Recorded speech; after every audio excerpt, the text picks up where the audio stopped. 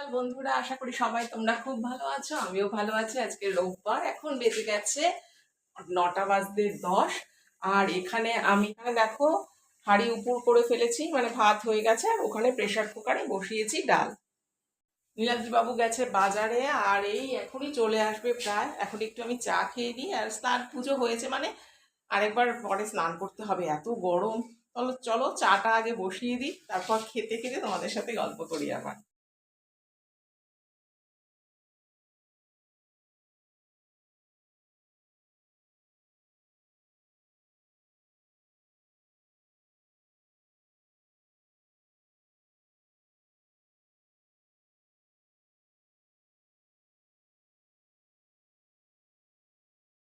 রবিবার দিন সকালবেলাটা বেশ রিল্যাক্সেই কাটে।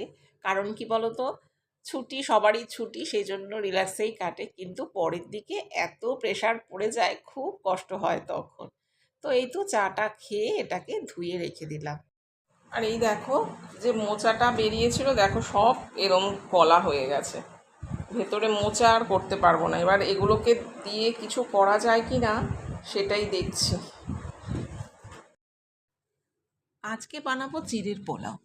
চিড়েটাকে প্রথমে হালকা করে ধুয়ে নিয়েছি, তারপর দেখো একটা ছাঁকনির মধ্যে নিয়ে নিয়েছি, আর নিচে একটা বাটি রেখে দিয়েছি, যে এক্সেস যে জলটা আছে সেটা পড়ে যাবে। আর এর মধ্যে মাখিয়ে রাখলাম লবণ আর চিনি। এভাবে যদি মাখিয়ে রাখা যায় তাহলে চিড়েটা কিন্তু খুব ঝুরঝুরে হয়।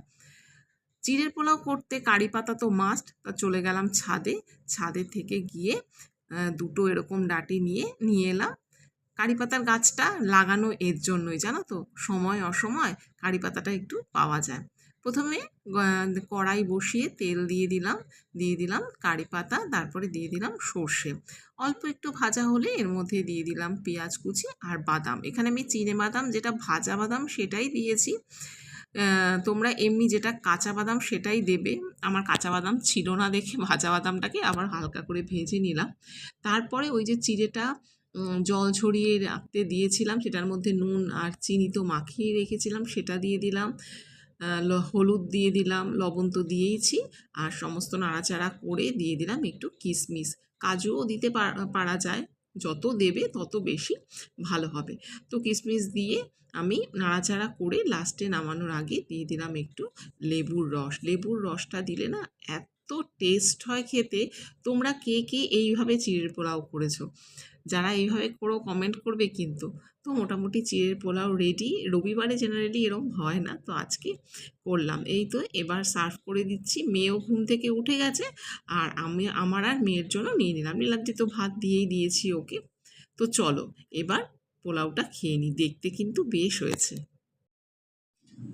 আজকে রোববার, একদম লুচি করতে ইচ্ছে করলো না, এত গরম না। ভাবলাম চিড়ের পোলাও করে নিই।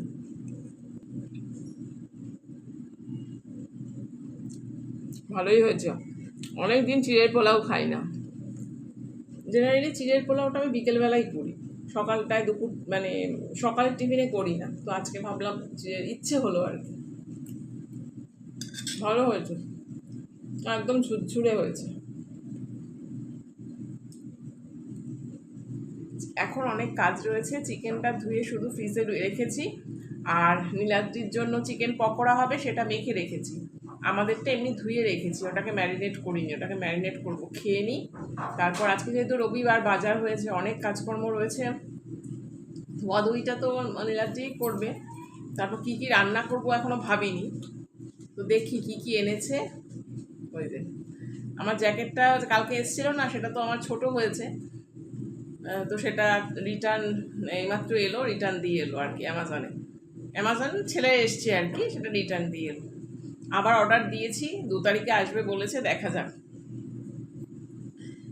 এবার যদি না হয় তাহলে আমাকে যেখানে যাচ্ছি সেখানে গিয়ে কিনতে হবে। তো চলো খাওয়া দাওয়াটা করে নিই, তারপর দেখি কী কী রান্না করি। বাজার তো সমস্ত এসে গেছে, মোটামুটি গুছিয়ে নিয়েছি। এখানে চিকেন ধুয়ে নিয়েছি, এখানে শুক্তো হবে, শুক্তো সমস্ত কিছু রেডি করে নিয়েছি। আর কিছু মানে সবজি আর কিছু নেই মোটামুটি শুক্তোতে দেওয়ার মতো। গাজর টাজর তো দেবো না, গাজর আলু দেবো না, সেই জন্য একটু কম লাগছে। এখানে মাংসের আলু, এই মাছটা হচ্ছে বিকেলের জন্য করবো, আর এখানে সমস্ত কেটে নিয়েছি মাংসের জন্য। তো চলো রান্নাগুলো স্টার্ট করি। আর এখানে দেখো চিকেনটা আমি বসিয়ে দিয়েছি, বেশ অনেকক্ষণ ধরেই বসিয়েছি। এখন কষানোর কাজ চলছে।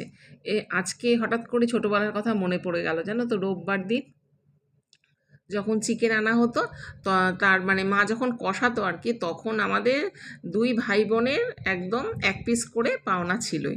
বলেই দিতাম, মা কষা দেবে কিন্তু, মানে কষা তো আমরা খাবোই খাবো। তো আজকে হঠাৎ করে মনে পড়ে গেল। তো এখন দেখো ভালো করে কষিয়ে, আজকে না একটুখানি জল দিলাম, অল্প জল দিলাম, দিয়ে এবার ঢাকা দিয়ে দিয়ে যেভাবে রান্না করা সেভাবেই করবো। ওইদিকে তো চিকেনটা বসিয়ে দিয়েছি, আর এদিকে মাছটাও কিন্তু বসিয়ে দিয়েছিলাম, তাহলে দুদিকে করলে তাড়াতাড়ি হয়ে যাবে। মাছটাও দেখো এখানে হয়ে গেছে, তেলাপিয়া মাছ করেছি আজকে। এই যে, আমাদের কিন্তু সবসময় লাল লাল ঝোল হয় না, আমরা সিম্পল খেতেই পছন্দ করি। আর এইদিকে এখন চিকেনটাও হয়ে গেছে, চিকেনটা কিন্তু বেশ খুব ভালো হয়েছিল খেতে। আমার মেয়ে জেনারেলি আলু একেবারেই খায় না, তো আজকে কিন্তু চিকেনের আলুও খেয়েছে। যাই হোক, রান্নাবান্না সব ওখানে হয়ে গেছে। এখন ওয়াশিং মেশিনে দিয়েছিলাম জামা কাপড়, সেগুলো মেলে দিয়েছি। বেশ বিশেষ না, এই দেখো চাদরটা দিয়েছিলাম আর দুটো এরকম জিন্সের প্যান্ট, একটা জামা, এরকমই ছোটোখাটোই দিয়েছিলাম। রান্নাবান্না তো মোটামুটি কমপ্লিট হয়ে গেছে, মোটামুটি কি কমপ্লিট হয়েই গেছে। এখানে রান্নাঘরে সমস্ত একদম পরিষ্কার পরিচ্ছন্ন করে নিয়েছি। এই যে দেখো বাসন টাসন সমস্ত মেজে, গ্যাস ট্যাস সব পরিষ্কার করে এগুলো সব ক্লিন আপ করে দিয়েছি। আর এই দিকেও সব একদম রেডি করে নিয়েছি। তবে কালকে এই যে এই পাশটা আমাকে একটু ধরতে হবে, এই পাশটা একটু ক্লিন করতে হবে, এখানে জবরজং হয়ে গেছে। তো চলো আজকে কি কি রান্না করেছি তোমাদের দেখিয়ে দিই। ভাত তো আছেই, প্রথমে হচ্ছে এই যে, প্রথমে হচ্ছে শুক্তো দিয়ে শুরু করি। এটা হচ্ছে শুক্তো, তারপরে রয়েছে এই যে মুসুর ডাল, তারপরে রয়েছে এই যে এখানে চিকেন পকোড়া, গন্ধরাজ লেবু, এখানে রয়েছে স্যালাড, এখানে রয়েছে চিকেন কষা। কেমন হলো আজকের রোববারের মেনু জানাবে কিন্তু অবশ্যই। ওই দেখো এখানে একটা উচ্ছের টুকরো পড়ে আছে, এটা সরানো হয়নি, রেখে দিয়ে পরে রাখবো। তো চলো এবার খাওয়া দাওয়া করে নিই, তোমাদের সাথে আবার দেখা হবে বিকেলবেলা। গুড ইভিনিং বন্ধু, এখন বেজে গেছে 6:30, 6:45 মতো হবে। আর এখন কাটছি তরমুজ। এবার ফার্স্ট টাইম তরমুজ এনেছে এটা। তবে কি বলতো, মনটা খারাপ হয়ে গেল যে ঠাকুরকে না দিয়েই আমরা খেয়ে ফেললাম। তো যখন এনেছে তখন কিন্তু আবার পুজো টুজো সব দেওয়া হয়ে গেছে। তো কখন আর দেবো, আর দিতে পারলাম না। আমি তো একবারই পুজো দিই, কিছু করার নেই, পরে যখন আসবে তখন আবার দিয়ে দেবো। আর এখানে দেখো এখন তরমুজ খেয়ে এখন আমরা একটু বেরিয়ে গেছি, আমাদের একটু টুকটাক কেনাকাটি আছে। তো কেনাকাটি তো এখন লেগেই আছে, সামনেই নববর্ষ।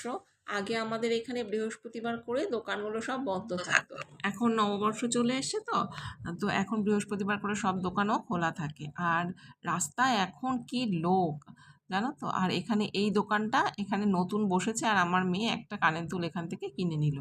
এরপর আমরা আরেকটা দোকানে গিয়েছি একটা ওই ইলেকট্রিক কেটেল কিনতে, কারণ আমরা যে ঘুরতে যাব ইলেকট্রিক কেটেলটা নিয়ে যেতে হবে। আগে আমাদের ছিল, সেটা নষ্ট হয়ে গেছে।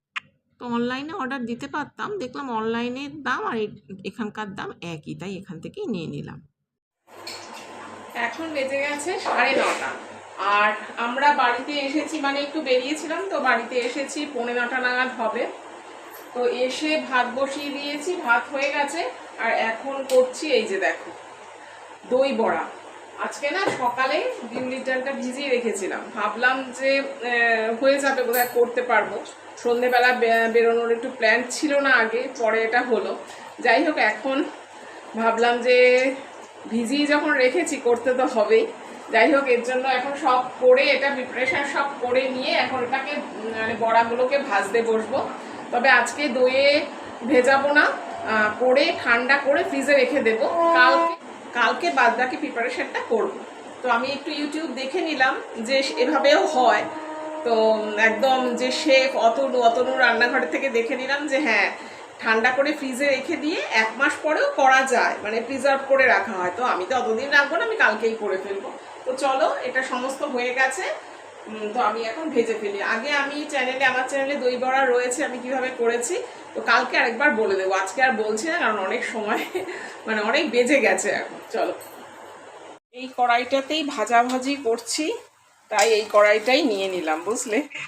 দই বড়া করার তো কোনো প্ল্যানই ছিল না, হঠাৎ করেই করে ফেললাম। যাই হোক, এই যে বড়াগুলো হয়ে গেছে, তবে আরেকটু ফ্লপি হতে পারতো। তো এখন এই যে টেবিলে সমস্ত কিছু নিয়ে নিয়েছি, এই দেখো সব নিয়ে নিয়েছি, এখন খেয়ে নিই। তো আজকের ব্লগটা এখানেই শেষ করছি। সবাই ভালো থেকো, সুস্থ থেকো, সাবধানে থেকো, টাটা, গুড নাইট।